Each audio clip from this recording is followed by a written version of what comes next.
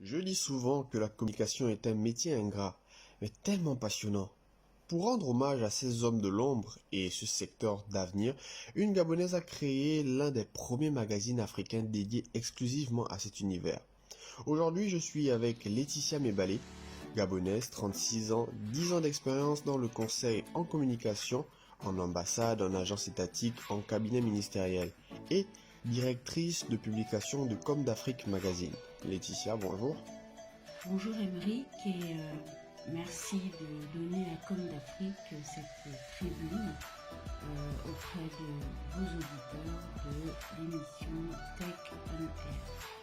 C'est nous qui vous remercions d'être là aujourd'hui.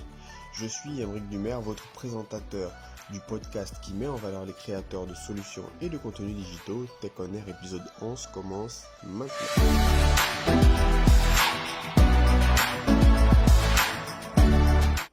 Vous êtes passionné en communication, étant en même temps conseiller en communication du ministre gabonais des Sports. Comment cette passion pour les métiers de la communication s'est-elle développée pour vous?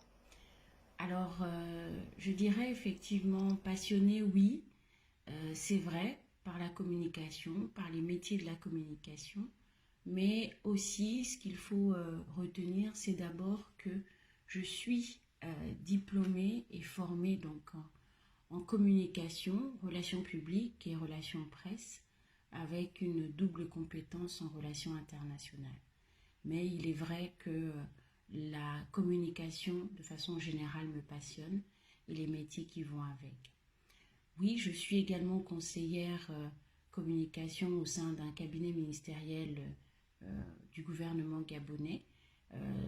Et donc, mon expertise de communicante, qui date maintenant de 10 ans aujourd'hui, je peux la mettre au service effectivement de ce cabinet et donc de la personnalité que j'accompagne. Parlons-en du magazine Comme d'Afrique. Déjà, félicitations pour ce premier numéro sorti il y a quelques semaines et qui est d'ailleurs très bien rédigé et très riche en informations. Est-ce un hommage ou une sorte de guide de la communication? Alors merci déjà pour les félicitations par rapport au magazine. Je dirais que je parlerai plutôt d'hommage, effectivement. Je parlerai plutôt d'hommage parce que Comme d'Afrique, comme vous l'avez compris, est un magazine, un nouveau média qui a fait le choix de promouvoir les acteurs et les professionnels de la communication. Donc c'est véritablement une manière pour nous de mettre en lumière ces acteurs-là, de mettre en lumière les métiers de la communication. Donc effectivement, je parlerai beaucoup plus d'hommage que de guide. Le premier numéro traite longuement de la Covid-19 et de ses conséquences. En tant que communicante, cela a-t-il contribué à une réinvention de votre part? Comment cela a-t-il impacté votre métier? La Covid-19 a impacté le monde de façon générale. Elle a impacté tous les secteurs d'activité dans le monde et la communication évidemment a été impactée parce que aucun DIRCOM, aucun responsable communication n'avait été préparé à une telle situation, à une telle crise. Et c'est dans ce cas que la communication, particulièrement la communication de crise, a dû se réinventer, se réadapter à une pandémie sanitaire qu'on n'avait pas anticipée, qu'on ne pouvait pas imaginer.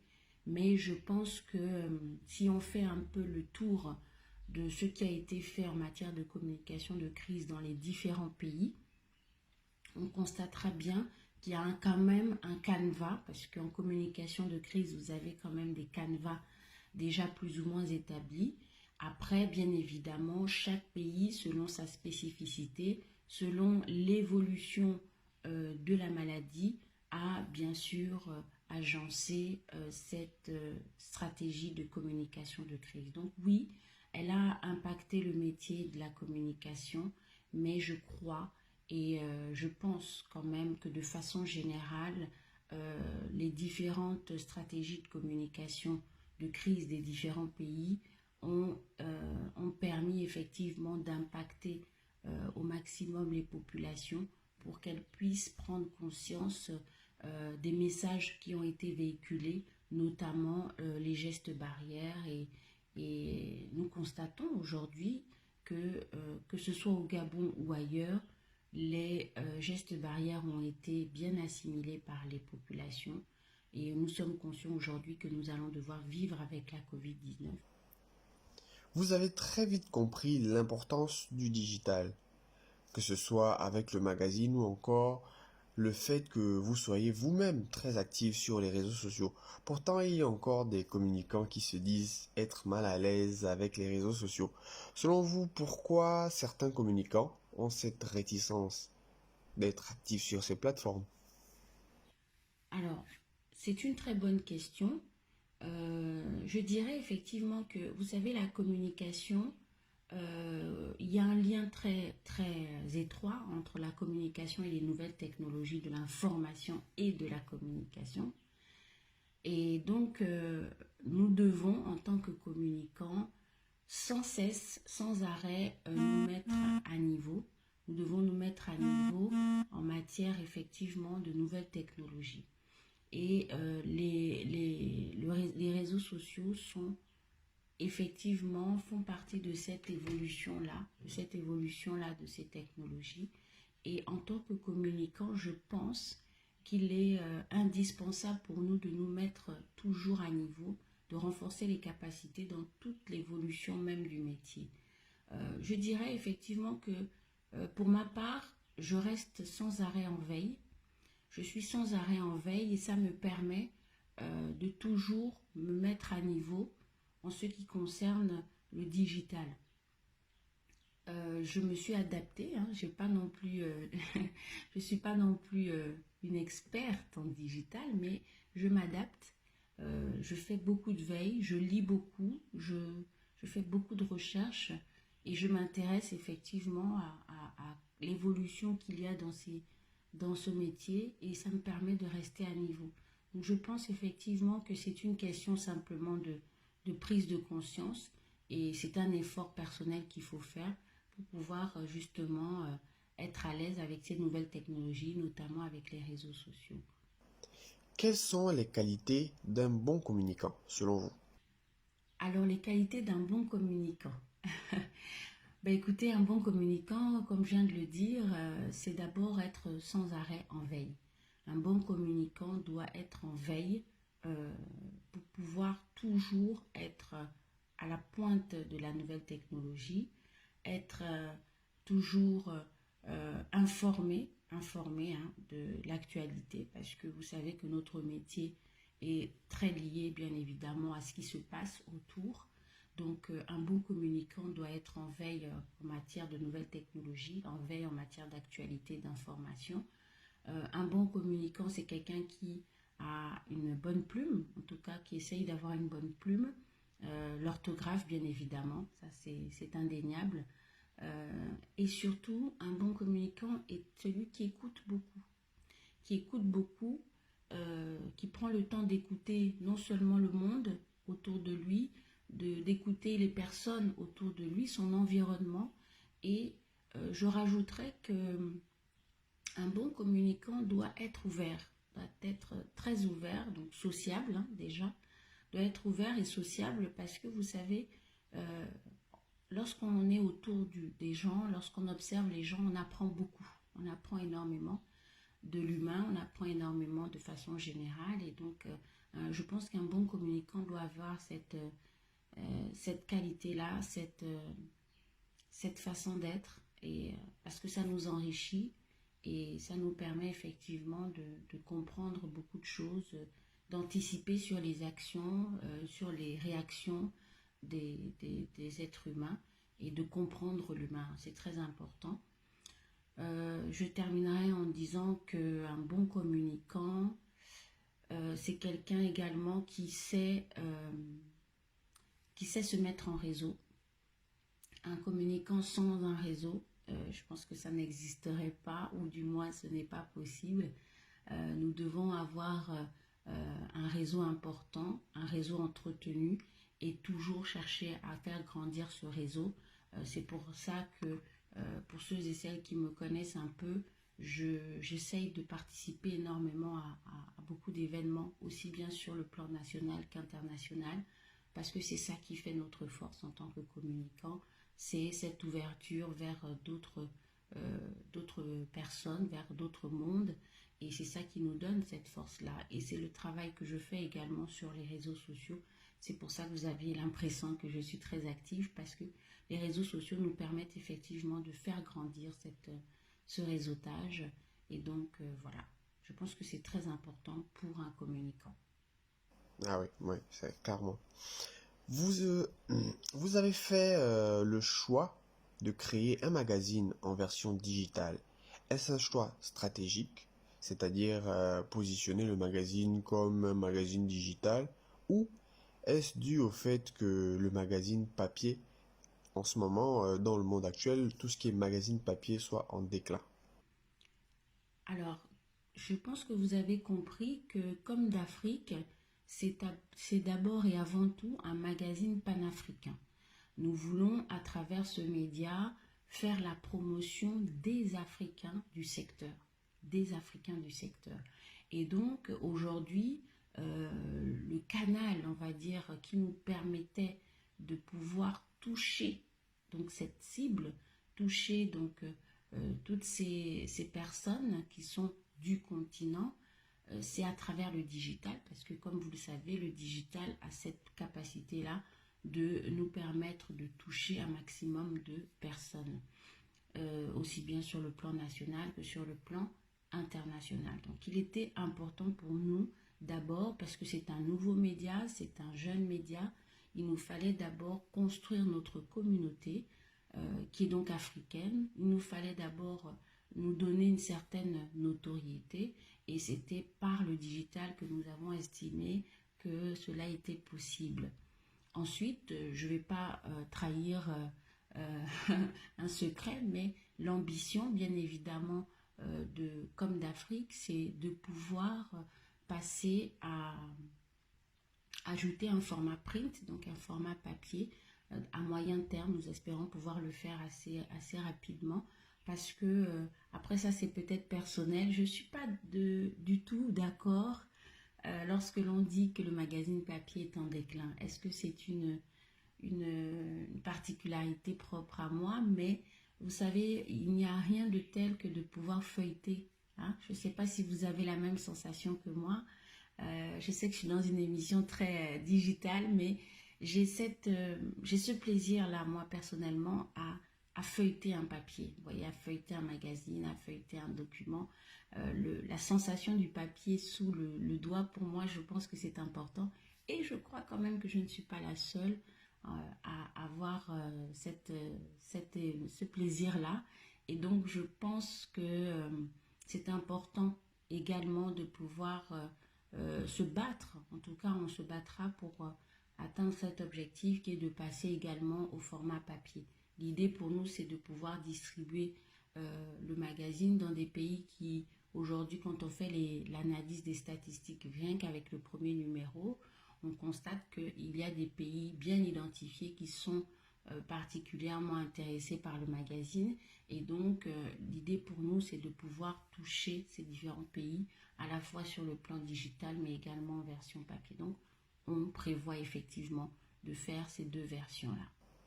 Quelles sont les ambitions pour Comme d'Afrique Magazine? Bon, ben alors là, les ambitions de Comme d'Afrique, elles sont grandes. Hein. Je ne vais pas vous mentir, elles sont très grandes, parce que derrière Comme d'Afrique, c'est tout un concept. Derrière Comme d'Afrique, c'est plusieurs objectifs à atteindre. Et donc, euh, je vous en dirai quelques-uns. La première ambition, je l'ai déjà dite lorsque nous avons sorti le magazine, c'est vraiment de faire de Comme d'Afrique l'outil de référence en matière de communication en Afrique. Ça, c'est notre ambition principale, euh, afin que nous puissions devenir véritablement la référence, hein, quand on parle de communication en Afrique, médias. On voudrait vraiment être les- la référence. La deuxième ambition, je dirais que comme d'Afrique, c'est vraiment vouloir construire un véritable réseau, hein, un véritable réseau de communicants africains et de pouvoir justement faire grandir ce réseau. Et donc nous espérons pouvoir, à travers des rencontres, notamment le premier forum annuel que nous organiserons, nous espérons d'ici l'année prochaine, le forum Comme d'Afrique, pouvoir réunir tous ces communicants, réunir ces communicants du continent et ceux même d'autres nationalités, pour pouvoir échanger, renforcer les capacités, partager les expériences, parce qu'en communication c'est essentiel, c'est véritablement essentiel, et donc nous espérons pouvoir organiser cette grande rencontre d'ici l'année prochaine. Quel conseil donneriez-vous à ces jeunes étudiants qui souhaitent se lancer dans des études en communication? Alors je dirais aux jeunes qui souhaiteraient se lancer en communication, dans des études de communication, que c'est un domaine c'est un domaine passionnant. C'est un domaine très passionnant, et que par contre, ce qu'ils doivent comprendre et ce qu'ils doivent savoir, c'est que le monde actuel évolue sans cesse, particulièrement le monde de la communication, comme on l'a dit, avec les innovations en permanence en matière de digital. Je dirais qu'il faille qu'ils soient particulièrement en veille, très en veille, sans arrêt, pour pouvoir en fait sortir du lot. Vous savez, en communication, il faut vraiment sortir du lot, il faut vraiment être créatif, il faut avoir un esprit créatif, et donc je les invite effectivement à toujours, dans tout ce qu'ils feront, de pouvoir toujours s'assurer de l'aspect innovation de, de, de leurs études, en fait, dans leurs études, dans leur formation, se battre pour toujours être créatif. C'est un critère indispensable aujourd'hui, parce que on demande de plus en plus de choses en matière de communication. Mais je leur dirais effectivement que c'est un beau métier. C'est un beau métier, et qu'il faut être bien formé pour pouvoir sortir du lot. Pensez-vous qu'un professionnel reconverti en communicant soit moins efficace qu'un professionnel qui a fait des études en communication? Selon vous, et je pose cette question vraiment avec le cœur, étant moi-même reconverti de la communication. Alors, je ne dirais pas que un professionnel reconverti en communicant soit moins efficace qu'un professionnel qui a fait des études de communication. Je n'irai pas jusque-là. Je dirais simplement que il est important d'être bien formé. Il est important d'avoir une réelle expérience, la communication, c'est vraiment un métier stratégique au sein d'une organisation. La communication va bien au-delà du statut ou de la fonction d'exécutant. Donc, je dirais que ce professionnel-là devra effectivement avoir une expérience 360 degrés, si je puis le dire, en communication, pour pouvoir justement être efficace et professionnel dans son activité. Donc je pense que c'est possible, il en existe, j'en connais beaucoup, mais tout dépend, je pense, de l'expérience qu'ils ont eue pour pouvoir parler de professionnel. En tout cas, merci Laetitia d'avoir été avec nous. Pour rappel, Comme d'Afrique est gratuit et vous pouvez le télécharger sur commedafrique.com. On vous souhaite une belle évolution. Un dernier mot pour les personnes qui nous écoutent. Alors je vous dis merci, c'est moi qui vous dis merci. Merci véritablement pour le soutien et pour la tribune que vous nous avez offert. Je dirais à tous ceux qui nous écoutent, aux auditeurs de Tech On Air, que les métiers de la communication, ce sont véritablement des métiers, et que la communication est un aspect qu'il ne faut absolument pas négliger. Et je terminerai en disant ceci, qui est donc ma phrase type. La communication est un métier. Nous devons communiquer l'Afrique, et donc communiquer utile. Merci. Merci en tout cas et bonne soirée à vous. À la prochaine sur votre podcast Tech On Air.